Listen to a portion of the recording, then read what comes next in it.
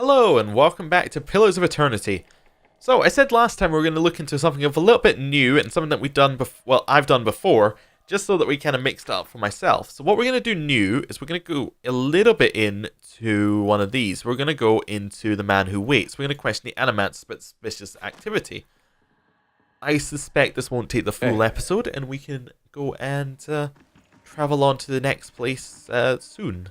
So I just want to have a look around. So we're looking for the person, not Ripley, but did we speak to Ripley before? I think we did. Maybe? I don't know. Anyway. Oh my, you startled me. Are you supposed to be in here? I'm investigating any suspicious activity in the sanitarium. Oh, I'm just Master Azo's assistant. He'd know more about that, but he's in the middle of busy with some patients. You won't be able to see him until he comes out of the patient ward. If there's nothing else I need to do, I need to get back to work. Is he busy with the patients, or is he running some sort of experiment? I'm just an assistant. It's not my place to gossip. I'm sorry. How do I get into the patient ward? Only Master Azo has access. I'm guessing Head Warden Elfmar does too.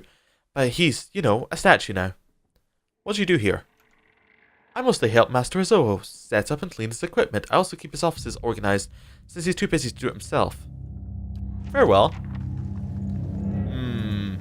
Yeah, I'm definitely going to talk to Elfmar about Azo. I have a bad feeling about this. Okay, let's go see what he has to say. How do you do? Have you learned anything of interest? Maybe. Is Caedmar Azo running experiments on the patients here? Experiments? Caedmar Azo is in charge of patient welfare now. He's not authorized to run any more experiments. I am disappointed in Saidman. I'd hoped he would be the one to guide your inquiry. He'll be in his office or in the patient ward, so I'm granting you immediate access so you can find him. No doubt you'll wish to speak with him further on the matter. And I, for one, am curious as to what he might say. Tread carefully in the wards. There are a few dangerous cases. I would also ask that you do your best not to agitate the patients. They have enough troubles as it is. Okay. Interesting about the patients is that they're all going to be patients that have come here for animancy. Which means there's a high chance their souls are just completely, messed up, which could be very interesting for us going in there. Oh, cool. We got our allowed inness. Cool. Let's walk in. What are the constructs? Okay. Freljal. Hello. A curved spine twists this woman's posture forward, her greasy hair draped over her large eyes like vines. She smiles at you. You must be visiting someone. A friendly visit, I hope. Do you know anything about Azo? Oh, I like him very much. Many animancers could care less about their patients. Look at us, like vermin for their experiments. But Master Azo treats us like humans, even the very sick. You can tell he does this to help people. He's helped me understand a great deal about myself, and I know he's done the same for others. It's too bad what they did to him. He hides it well, but I know he's still affected by it. What happened to him? They don't like to talk about it, but there was an accident. He was said to be one of the brightest in Dyrwood. That was his reputation here, and that was what brought me to seek treatment. People say it was his ego that drove him to try and solve the legacy, but that's hogwash, even if he was a bit of a showman. He loves his homeland. He thought he could help. He wasn't one to speak for his work, suspected his colleagues might try to steal it, but he told me once that he'd figured out a way to create a soul. Not a soul, exactly, mind you. How did he put it? A proxy. I think he called it that. Had some machine that would draw energy out of very ether. Can you imagine? The point is, he was going to help with the legacy. He was going to make hollowborn something easier to love and care for. Gods know that's something we need. Do you know what they call those empty little babies in Andra's gift? No, tell me. They call them boys, because so many of them are found floating face down in the water. These are mad times. Anyway, Master Azo scheduled a public demonstration of his work in Copper Lane. He was so excited. And then the next day he was locked in his office, turning away visitors, I heard. And he stopped seeing patients. I don't know exactly what happened, and I don't have the heart to ask him, but I'm glad they're letting him treat people again. Do you know where I might find Azo? I think I've seen him around today. Have you checked the laboratory? It shares a wall of his office. He's been spending most of his time there lately. Any of the patients been acting unusually? Well, there's Batixa, who relives a murder she committed more than 5 lifetimes ago. Idleman, who says he has only half a soul, is found collecting the faces of others because he believed his own to be a false one. Graham, he speaks in a language no one understands and wails at night sometimes. Different from their normal behaviour, I mean. Well, yes, I suppose, but nothing they didn't volunteer for. Master Zoe lets us know that a number of patients in North Ward have volunteered for a new therapy and will be escorted to his laboratory to receive treatment. The North Ward has our most troubled cases. I'm glad some of them got chosen to help. It seems to me it's gotten quieter over there since it started. It's Graham I see them taking the most. He struggles, but he always was a bit of a wild one. Would I be able to visit the North Ward? They like to keep them separate. I don't know if I've ever seen the guards allow a visitor, just Master Azo. You might ask him, he's very sympathetic. Why are you here? I don't want to say, you'll think less of me. I'm listening. These last few years haven't been kind to me. They haven't been kind to anyone, really. I try not to think of it as personal. I lost my husband and both boys in the Saints' War. My daughter, the legacy took her before she was even mine. I made do. What else can you do? I moved to a tiny place in Andra's gift.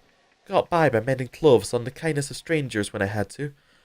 But when I was surviving and the gods were watching over me, I could live with that.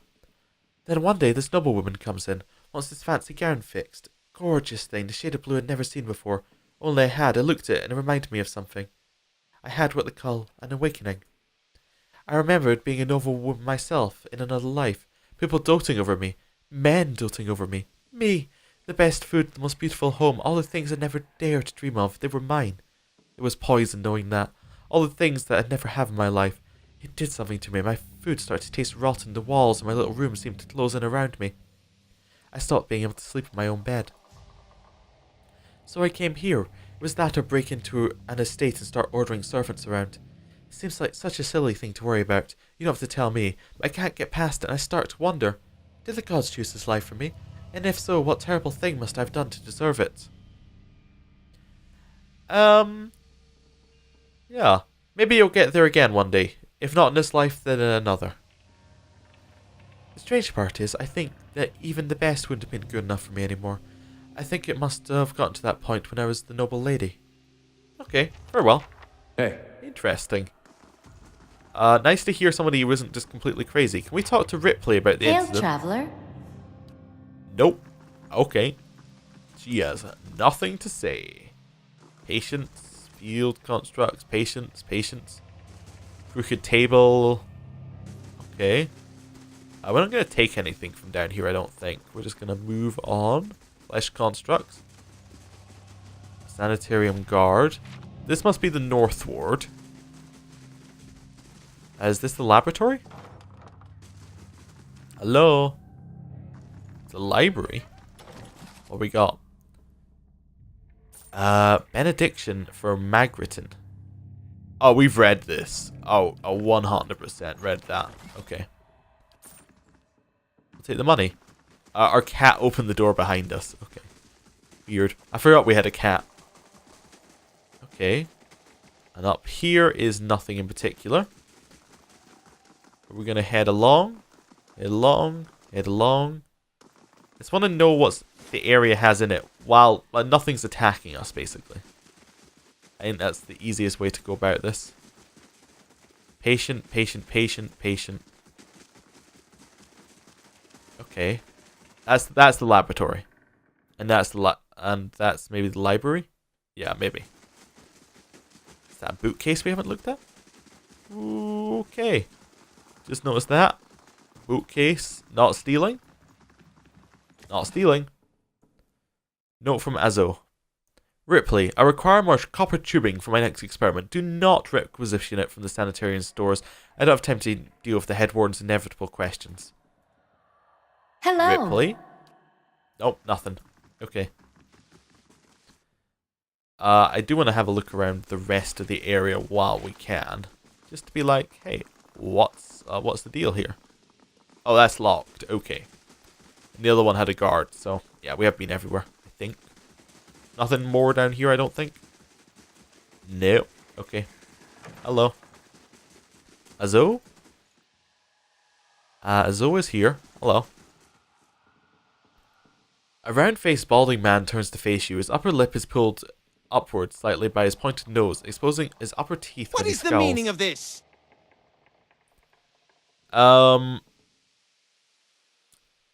Ooh, how do we phrase? Which one do we go for first? I heard you demoted. How did it happen? Let's start with Elfmore. Oh no, that's his voice. Elfmore told me you're not supposed to do any more experiments. Well, yes, Elfmore hasn't done much good for anyone since he had his soul moved into an inanimate object, so I fail to see why I should let it sway me. If Allomancers followed the commands of their leaders, where would we be? We'd all be backwards and willfully ignorant as Red Saris. We would know nothing about life or death or even ourselves. We would be lost in the dark with no clue as to why. I never thought I'd find myself in agreement with a statue, but Elfmore's right about this fellow at least. How easily ambition masquerades as prudence. I bet he's fooled even himself. Surely there are other paths that don't involve risking lives. Indeed. Many lives have been spent in such pursuits, writing treatises and poems. But tell me this, how does one verify the truth of a poem? If some philosopher stumbled across the meaning of our existence, how would we know it from a false one? These are wasted lives. In animancy there is progress. We are measurably closer to complete understanding because of our work. And that will be true until our work is complete. Who will solve Widewen's legacy? Some church? Some warrior? It will be an animancer, or it will be no one at all. Have you tried your experiments on any other subjects? I have, yes. No point lying about it now that Elfmore's involved. I asked for volunteers from our patients and a few brave souls came forward. I was very close at one time to a breakthrough. They understood that. They understood their sacrifices would mean something. I heard you were demoted. How did it happen? Azo's nostrils flare and he bares his upper teeth more broadly. That's none of your concern. Did one of the others put you up to this? Oddmer, that smug weasel. Things went, everything I don't know, I'll never know. He spits on the floor as if to remove the bitter taste from his mouth. I like access to the North Ward. Out of the question. These patients are in isolation for a reason. So you can coerce them into your experiments? Farewell told me everything. No, we're not going to throw under the bus. Your forehead seems damp all of a sudden. Perhaps I should discuss your insubordination with the head warden. You smug cretin. How dare you come down here and meddle? You have no idea the importance of my research. He balls up his fist and digs his teeth into his index finger, a growl simmering beneath his breath, a deep scowl compressing his face. Fine. Speak to them for all the good it'll do you. I'm sure the discussions will be fascinating. He pulls a heavy key from one of his pockets and nearly slams it down on the floor before handing it to you. Very well. Hey. Interesting. So these aren't stealing, just as a point. These boxes are not stealing. I'll have this open in no time. That'll do it. We'll just... Oh, wow. Fantastic. All right, then. I'll have this open in no time, as promised. What we got? Oh, that is fantastic. Wait, is mace one of our weapons? I think mace might be one of our weapons, like one of our night weapons. Ah, Morningstar is, mace is not. Mace... Edier? Does he have one of them? No. Does anybody have another weapon style? Or is it just us? I think it's just us who has weapon styles. You have weapon focus peasant. Mace is not one of them. Okay, cool. So we know that none of us have a weapon style for mace, but we use one-handed weapons. We'll compare. So 4 accuracy when attacking the same target as an ally, plus 25% damage when attacking the same target as an ally, plus 45% damage and 4 accuracy. Oh, I was comparing it against crossbow. I think it's still better than what we're using, but oh my, this is just so much better than what we're using. Like, this is not even same league as what we're using. Okay. Ravenwing. Cool. It doesn't really fit our fantasy of, like, going for crits, but I suppose it's more... It's not really like our stylish duelist weapon, but it works. And then Sagini, she uses light armor. She uses armor very similar to this. wolf heart armor. Okay, said to be blessed by the Lord of the Hunt himself, a human hunter showing his skill from bow and arrow beyond any before seen. Caught Galawain's attention one day. Galawain proposed a bargain. If the hunter could best him in a hunting contest, Galawain would present her with armor that would bestow upon her the power of a wolf. For a week, both hunters tracked their respective quarries through the woods, and when the contest ended, the hunter had felled the most game. True to his word, Galawain presented her with Wolf's Heart, which gave her the crafty and evasive nature of its namesake. I think I realised why the text looks a little bit weird down here. I think it's from the scrolls. I think they took the same text stuff from it, so it's starting to curve in slightly. Because when it's on the scrolls, it looks a little bit like they're trying to make it look like an actual scroll thing here. I don't know. I think that's why it is. Like, when you get the curved scrolls, you'll see it a little bit better. Anyway. So instead of survival +2, we instead get defense while stunned, defense while prone, stun duration, knockdown duration. Oh, this isn't good for her at all, because this is for people who are melee. This is our item. Right? I mean, we lose the sun-touched mail of the Hyren Reach, but instead of this, we get, like, stun duration down. That seems great for us. We'll put that on. It doesn't really look very nice on us, but maybe. I mean, I want to see what hers is. Like, the sun-touched mail of the Highwind Reach could be really good for Pallegina. It's not good against crushing, but it does have... It's also got worse recovery speed.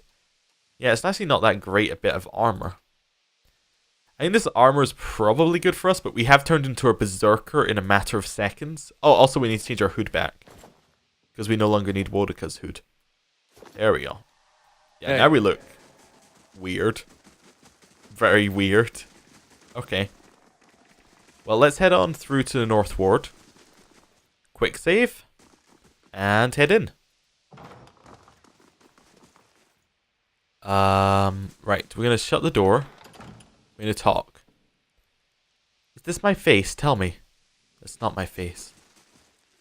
Okay. Hello? Thundering cat, please. Thundering skies, vein of blood, innocence must drown. That's Baxia. Too much silence. Okay. We're gonna be are they gonna try and kill us in here? Graham.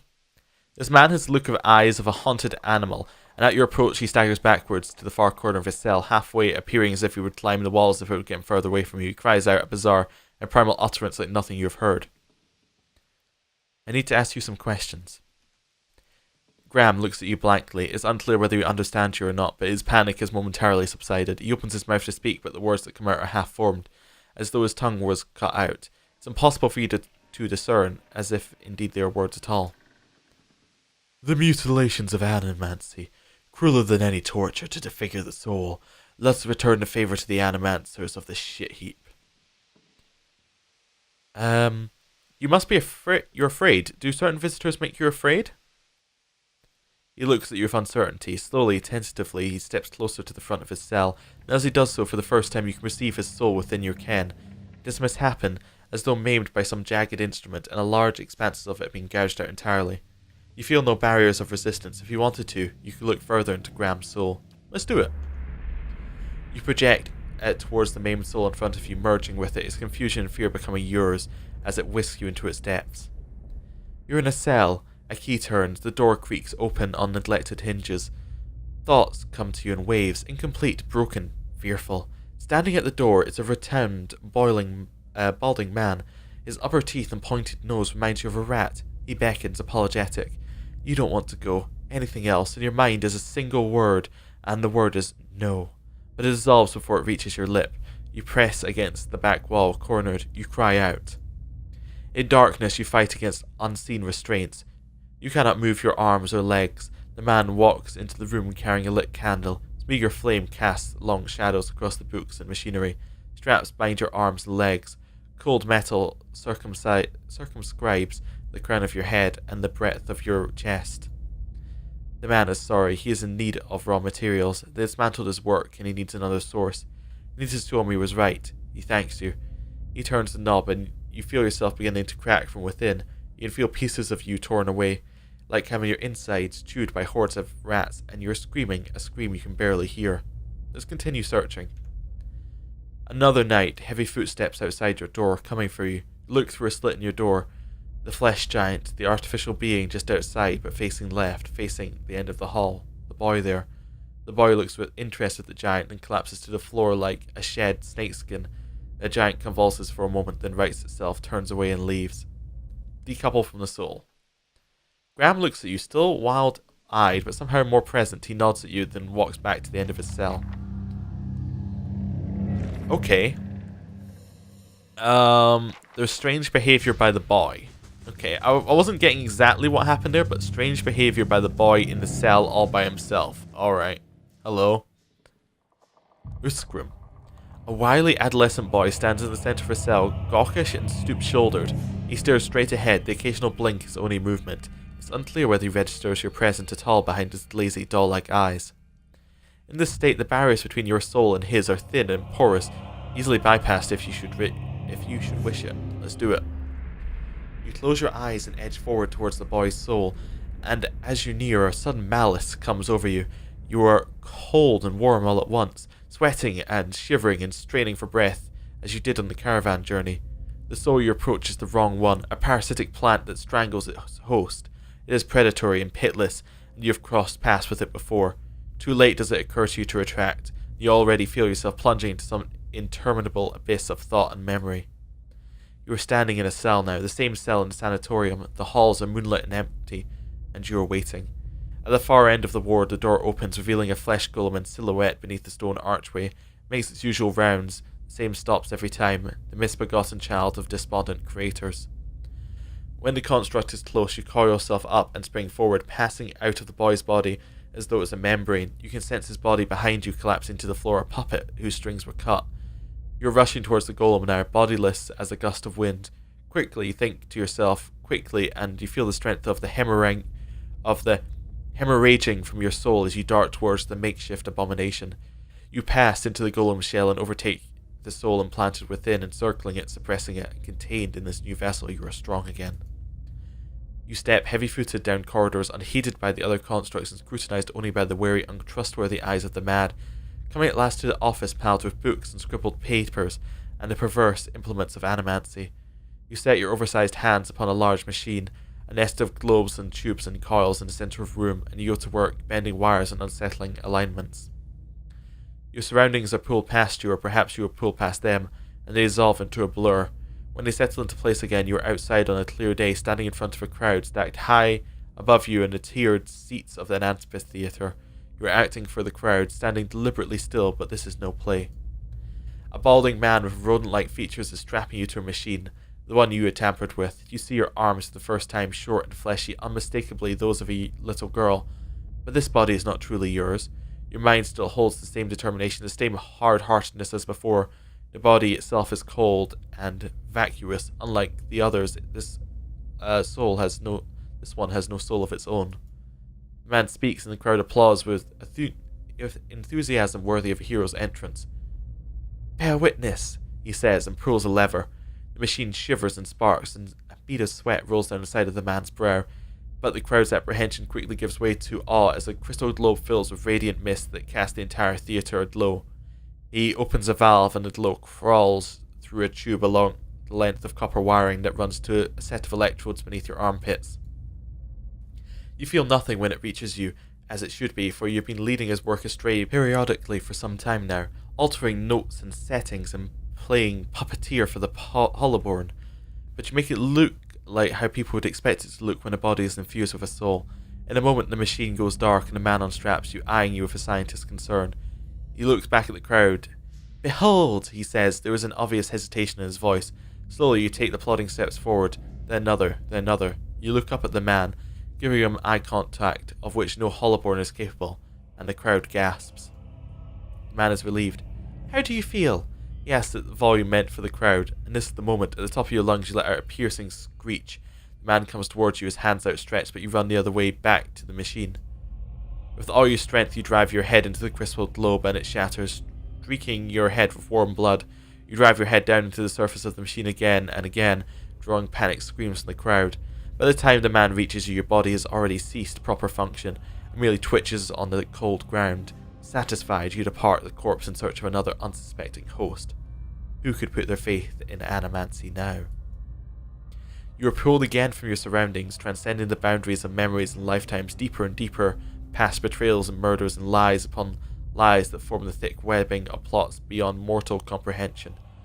You settle at last on a room you have seen before, expansive, with a tall device encasing an adder monolith at its center.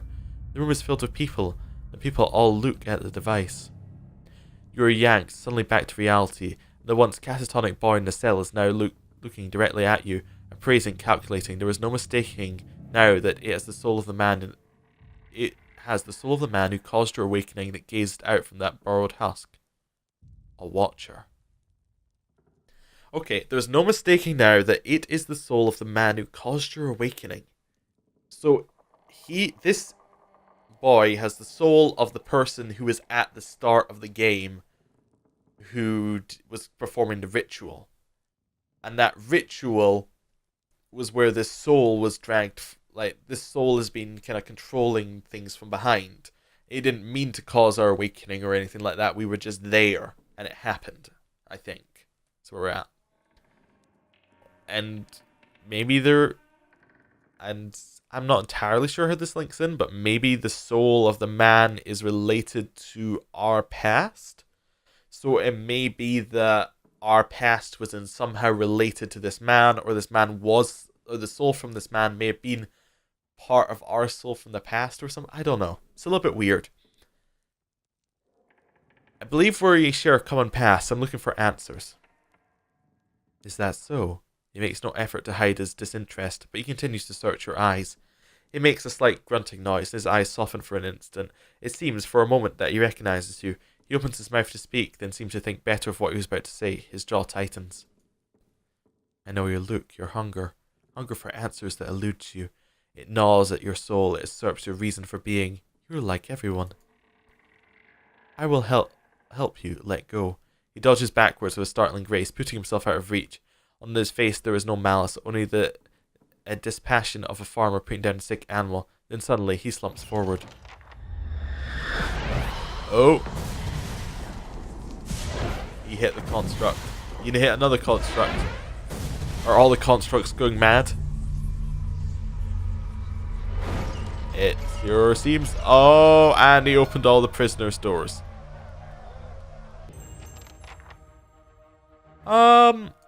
Graham, no. Okay. Definitely not what we wanted. Okay. Hit the construct with your hammer. Sagini. Summon your things. Okay.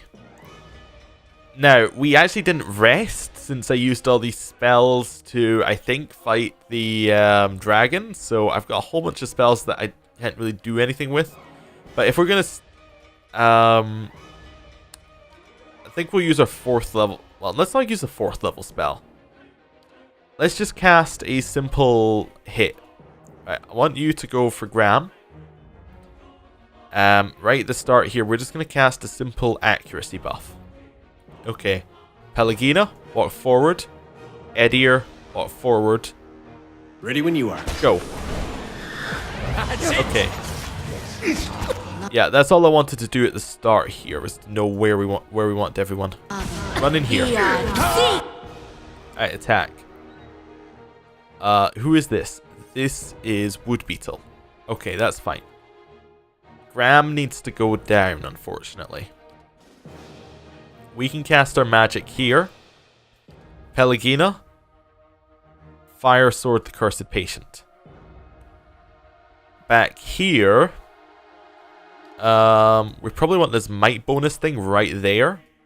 Just to lower all of their might. Yeah. Do that right now. Just lower might, gaze might. There we go. We're very strong in terms of what we got here. Okay, and they're very weak. Some of them have 0 damage reduction, so this will be very, very easy for us to kill them. Wolf, attack that patient. Wood Beetle, attack that one there. Edelman, who I don't think we ever met. Okay, attack that one. We're still on the construct. Wood beetles on the construct. Pelagina. Fire sword on the one with health. Okay. Now, I don't think we need to cast anything else, so we'll get him to go hit the flesh construct. You hit that crazed patient, and you just attack this one right there. It should be everyone there, and then Edier can just attack normally. Right, we'll switch to being on us, just temporarily. Okay, we got it. I think we want Mace to just hit this one. That's it. There we go. Lots of damage. This one should go down, but we'll put another on it. We'll put maybe Durance on it. Wood beetles can go forward and attack Baxi if they can get to it. I want the two of you to go and attack Baxi as well. Okay. Okay, Pelagina can attack a flesh construct. That's fine. You two go attack that one. Which I guess means that both of them are attacking that one as well. Wolf's going to attack the flesh construct, which probably means that you should attack the flesh construct. You can attack that one. You can attack this one. There we go. Everyone attack this one. There we go. Flesh construct should fall, and then we can attack the last one. There we go. Not a problem. Very disappointed Graham died. Okay. Now they're all dead. Alright then. We picked up what we could from these guys. We go into the cell? We can, okay. So in the back here we have some money. Chains grown with added weight. Crescent bites hit the edges of the cot. The bucket reeks of offal. Okay. I'm just checking there's nothing in any of these rooms. If I had to guess, there might be something in Graham's room. But we may also have to fight when we get out of here. That's the danger that we're going to run into. We have enough health to fight, even though we don't maybe have the spells. So I think we're going to do it. We're going to quick save. And we're going to head out. Leave it. Yeah, the flesh constructs are all against us. If not, everything out here is against us. That's unfortunate. Fire sword. Nice. Fire sword. Okay. There we go. Attack this one. Yeah, we can get out. Good. Good. Lots of damage. Yeah. Our new weapon seems to do a lot of damage as well. I've noticed that when we attack, it does stuff. Oh, this popped up because this is the weapon we equipped to Aloth. Now you got this 200 damage, so it unlocked a 10% chance to cast Dominate on hit or critical hit. Very cool. And then we just need to upgrade it a little bit more by doing more damage, and then it can do more stuff. Do we want to go through the center, or do we want to go around the outside? Someone's dead here. Oh, they turned into witches? That's unfortunate. Okay. Dead on. Well, we're gonna have to deal with that. Dead. Get this one. Get this one. Move in and attack the flesh construct. Yeah. There we go. I was just making sure we had at least the angles that we could get in here. I forgot that she gave the AoE attack speed buff when she uses her fire. There we go. Hey. Nice. I want to go to the laboratory. Also, who's this? I don't know. Flesh construct. Get it. That's it. I suspect we're going back to the laboratory. Anyway.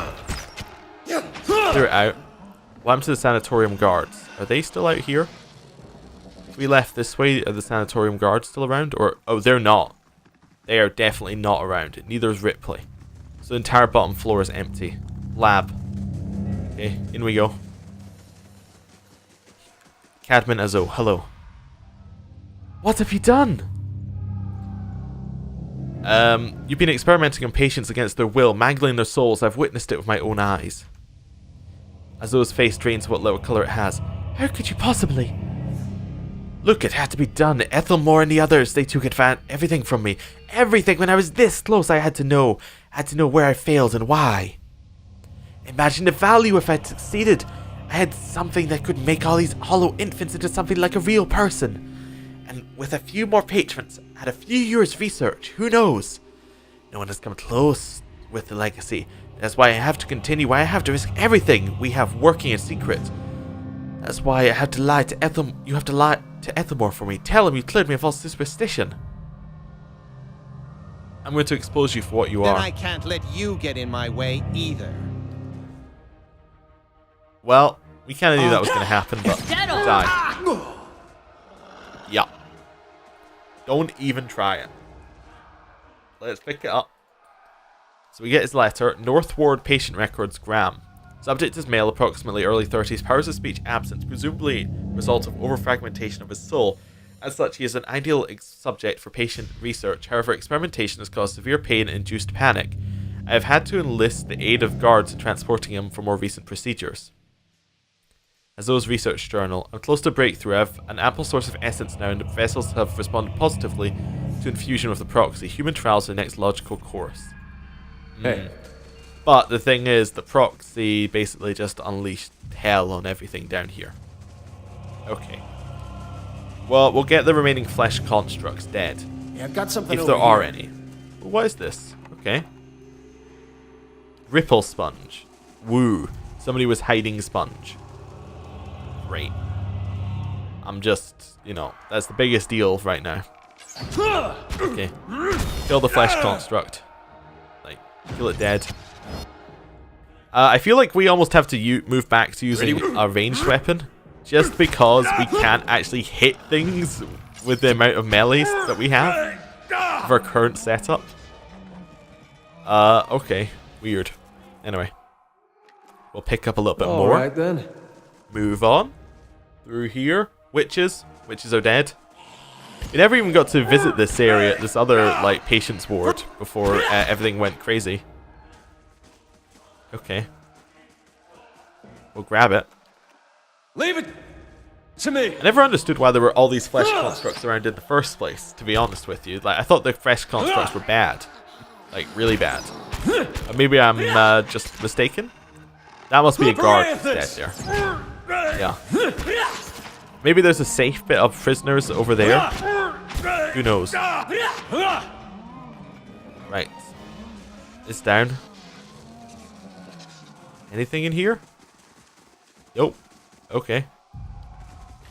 Pick up that. Pick up small number of... Well, we can open that gate. Oh, this is just a storage room. Okay. Anyone left alive?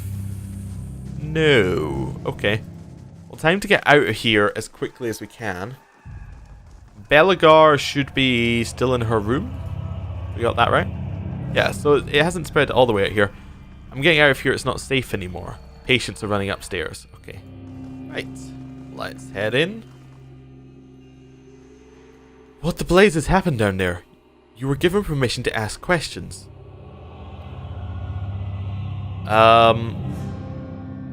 Yeah. It's complicated. A patient of yours, Ulfsgrim, was working for Len Key only without knowing it. You finish your explanation and Elfmore breaks the silence. I have read accounts of people in history who could do what you described. The accounts are few and brief and never reliable. Some go as far to suggest that they are all the same person. If truly such a person was here among us, plotting our ruin. Would that I had a body again, and could become some real use in our time of need. I fear what the future may hold for this place. I'm grateful we were able to dispatch the threat before there was a loss of innocent life. We very nearly had another scandal on our hands. What of Azo? What part did his experiments play in this catastrophe? I confronted Azo. I was forced to kill him. Such a waste. There was none more gifted working here. I had hoped to rehabilitate his image, but a mind like his, so full of ideas, leaves little room for patience. I would inquire more into the matter, but in truth you have done this institution a favour. Were his transgressions ever to reach the public, there would be terrible uproar. I was blind to have trusted him a second time. I trust you'll be more cautious in future inquiries. How do you do? Okay, so are we done here? Yes, we're done here. Cool. looking at the time, we'd have time to go and do something that we did before. So I think it's time we leave. And that we start heading to... What is it like not to see your children for so long? Oh! How do you do? Somebody talking to us. Imagine it must be difficult. Okay, now that they finished talking. Beg your pardon, I have a message for you. You are summoned to Hadrid House, where Lady Webb wishes to meet with you as soon as possible. The head of Dunred Rose spy network. Why would she be looking for you? How did you know where to find me? Well, it's Lady Webb, she knows everything. Tell me about Lady Webb. Do you not know Lady Webb? She's, well, no one's seen her exactly in a long time, but she's mistress of Dunred Row. Has been as long as anyone can remember. She's supposed to be old, older than anyone. She never leaves her room. Some say she is wasted away and she has a pile of bones kept animated by dark magics. She's still at it, best anyone can tell, learning things, keeping us safe, pulling the strings behind the throne, too, it's said. There's a ring of ciphers doing her bidding, telling her everything that goes on. You do wrong in this country before you go asking the gods for forgiveness. Best you ask Lady Webb first. What's Dunred Row? We already know that, because we're right next to it. A whole mess of ciphers run out of Hadrid House. They make their business to keep the peace, but they don't like you to see them do it. Problems in the city have a way of going away on their own. When that happens, you can make pretty good guess why. Where can I find Hadrid House? I already know it's over there. Yeah. Thank you. It's just over there, my lord. Yeah. Great. Well, I guess we're not going to do something I haven't done yet. We're going to do something I had no idea exists. But 5 years. It's been a strain. Then to your good fortune. Ado Vidorio. May you see them all again soon. Okay, now they finished talking again. As you near the apparition, you're overcome suddenly by a powerful anxiety that sits like a stone in your stomach. The feeling is not quite real, the recollection of emotion rather than emotion itself. It wrenches your insides nevertheless. The apparition's brow is tense, the look of concern plain across its face. The other missionaries say you have been neglectful of your duties. My mind has been elsewhere. Oh? And what troubles you? The pain in your stomach deepens, and you feel for a moment as though you're about to be sick. Your mouth has gone dry. Forgive me, your eminence. I wish to leave the order. The man folds his fingers together and presses them to his mouth thoughtfully. You have been an apt student, and your convictions have inspired those around you. May I ask what has changed to make you feel this way? I've done something unforgivable. The apparition exhales slowly and presses its lips together, a sympathetic rapport in its eyes. It places a hand on your shoulder. I see. And you would cast yourself out, is that it? What I've done, no god would have me now. If you believe that, then I have failed you as a teacher. There are many gods so that all people are looked after, no matter who they are or what they've done. The only ones who need fear anything are those who abandon their gods, thinking all is lost. But for those who beg help and forgiveness, the gods always provide. Only for the deserving. I will tell you the truth. There may be some among the gods who would see you punished. But after punishment comes absolution, redemption. Whatever stain there is upon your soul, the gods can wash it clean. But you must dedicate yourself to them in return. That is what makes one deserving. Will you return the faith they put in you? The knot in your stomach seems to loosen all at once. The anxiety is replaced with something else entirely. Something warm and soothing. It is something you know you can never repay. As the vision fades, you start to become cognizant of many odd looks aimed in your direction. The last response echoes in your mind. I will. Hey. Okay, weird. So, we'll definitely get visions of a time where we were part of this order. Here's my theory. That guy in the portrait, looks an awful lot like the guy we saw at the start, except he doesn't have the face mask on. If I remember right. I could be misremembering and I could be messing things up. So, that guy at the start was our teacher. And he's taught us in the order, he's gone through the ways, and then he did something that we disagreed with immensely. And that is what maybe caused that soul to pass on from that life and into the next. And now we have awakened to that memory of the person, and that person is also able to transfer his soul between bodies. And that is his new, that's his continuation. So we just happen to meet again later on. I think that's it. Yeah, I think there's something in there like that, but there's maybe a little bit more to it. But that would explain why he almost had a smile on his face when we saw him in the prison, why he almost said something. So he could be like, he recognizes an old student, perhaps. Anyway, let's go see Lady Hadrit. Was it Lady Hadrit? It's Lady something. It's here, I think? Lady Webb, okay. Oh, she doesn't appear to be... Wait, let me zoom in. Is that a lady? And she doesn't appear to be Bones either, so... These are quite definitely thou shall not go into. Okay, hello. Oh, it is a lady, okay. This woman clutches a thick stack of parchment with spindly, wrinkled fingers, their flesh stretched thin to near translucent with extreme age. A gossamer veil over pale blue veins, ink splotched and candle-burn dots, and stripe her hands like quilt patterned after some great, indescribable truth. She does not look up from her reading. So, the messenger conveyed my summons. A miracle that would make the reincarnation of Aothis look like a child's cantrip, surely. It doesn't draw the most inspired minds, messaging. They failed me so many times of late, I nearly sent a cipher after you instead. So this is the Watcher who took over Cad Noir.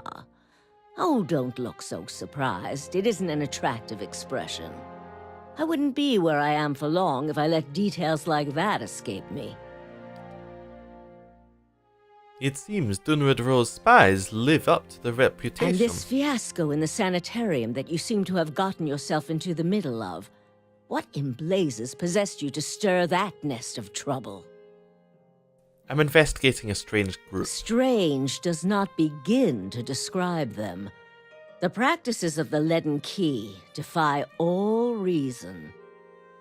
Before we go any further, I would like to just go back to our character thing, as like our character's main concept, as I often do, or some things we've learned about them. Always ask questions, maybe too many. Always be honest. Even if, like, the honesty is something that we do a lot. Well, or always be honest to people who we do not know. It's like, always give someone a chance.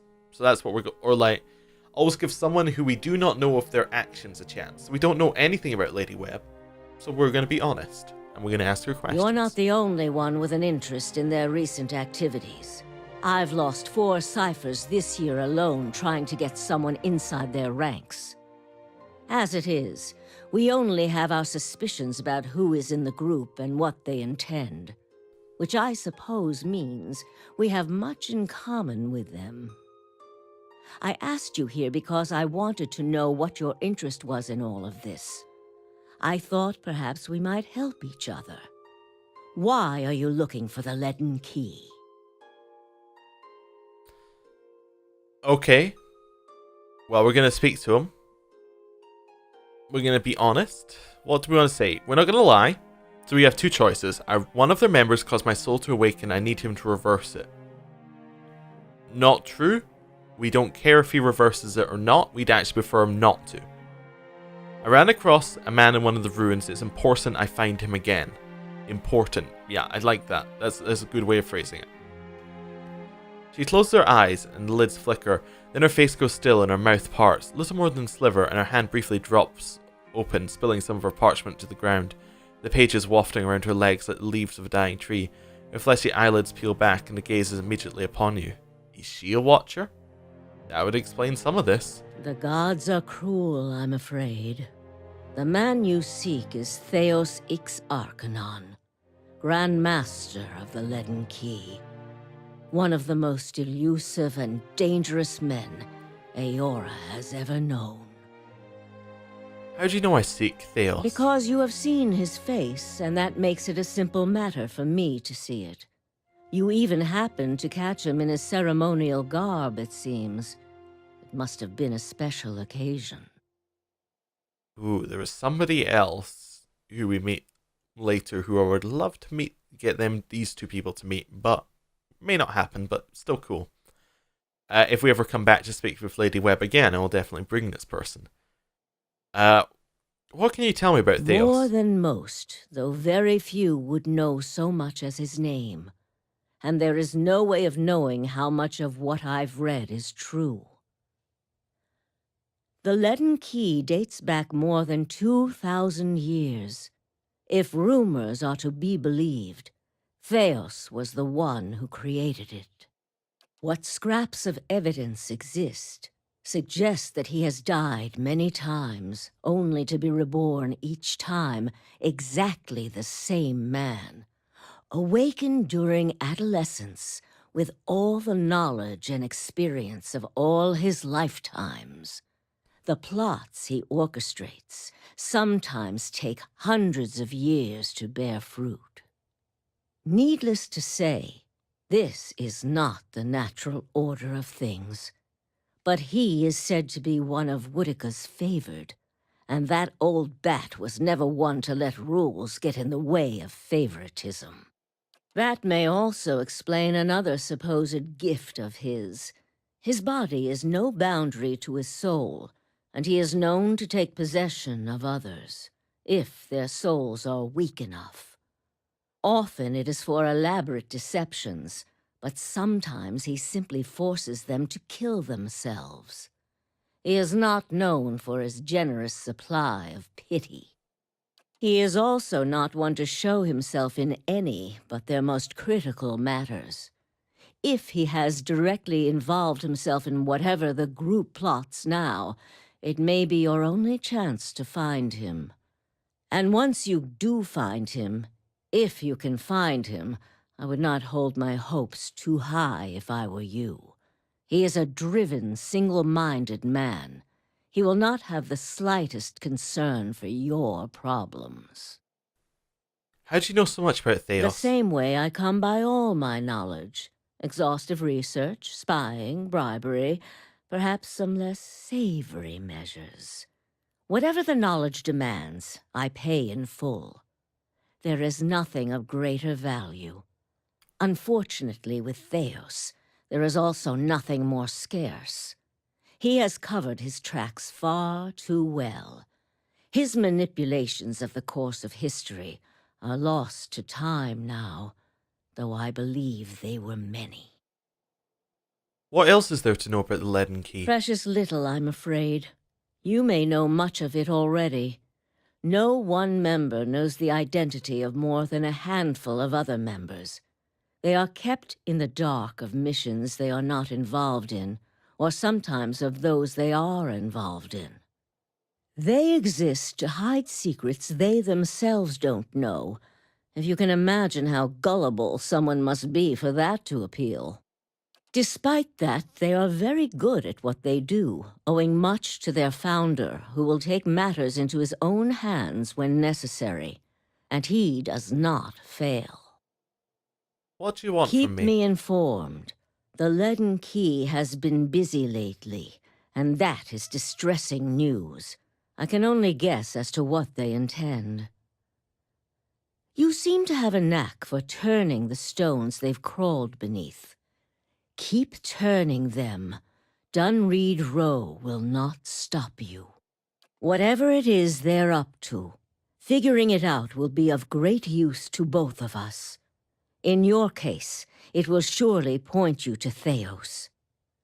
In return, I will share our knowledge with you as we learn it, and provide you with what assistance I can. Very If well. you find your trail has run cold, come to me with whatever you have. There is much I may be able to do for you. There's something I can tell you about Len Key's operations. Well, let's hear it. I found Theos in Brackenbury Sanitarium impersonating a patient. He was trying to damage the public's opinion of animancy. Forgive me, it is unlike Theos to leave witnesses. He must be furious. He did not aid you as you'd hoped, I take it? Well, take heart. With any luck, when he has finished his business, he will surely come and find you again, if only to kill you while you sleep. This news of yours makes sense, of course. To dabble in animancy is to puzzle over the secrets of the gods. This would not be the Leaden Key's first action against it. But if this is connected to their other activities, we may be in for something on a much larger scale. If we can learn more about their goals and methods, perhaps we can get the palace behind us. With Avar's support, we may be able to put a stop to this.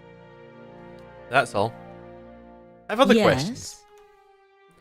Tell me more about Dunwood Row. All the things there are to know in this world, and you ask me about work. Dyrwood is a rebel country. Conflict is in its blood. If you think a few guards posted in our cities keep chaos at bay, you are very new to town indeed. We are Dyrwood's cipher investigators, of course. But what we really are is its last barrier against anarchy. People are more at ease when they believe they are watched over by someone more enlightened than they are. It pacifies them. So that is the image we foster. And we do try to be enlightened for their sake. The knowledge we gather here is Dyrwood's standing army in many ways. We learn what's vital and we act on it while Dyrwood sleeps, blissfully unaware of the terrifying truths all around them.